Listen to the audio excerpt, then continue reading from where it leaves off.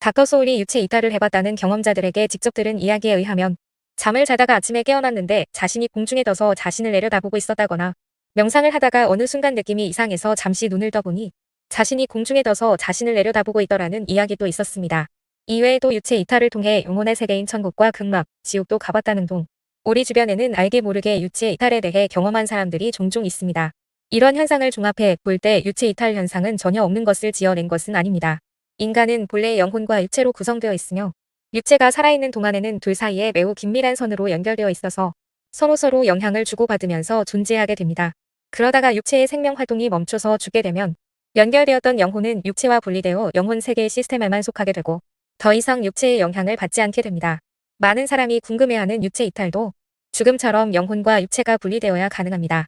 분리된다는 점에서 유체 이탈과 죽음의 절차는 매우 유사하지만 죽음은 육체가 영원히 생명활동을 멈춘 상태에서 분리되는 것이고 반면에 유체 이탈은 육체가 최소한의 기본적인 생명활동을 유지한 상태로 분리됩니다. 그래서 유체 이탈 현상이 끝나고 육체와 영혼이 이전의 상태를 회복하면 다시 육체는 일상생활이 가능한 사람이 되는 것입니다.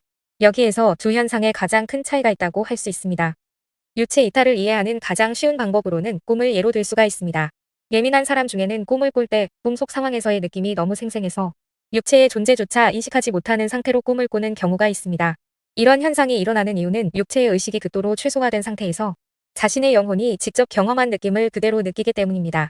이런 현상은 민감하거나 소심한 사람, 예지몽을 잘 꾸는 사람, 신기가 있거나 영적인 사람에게 종종 일어날 수 있습니다.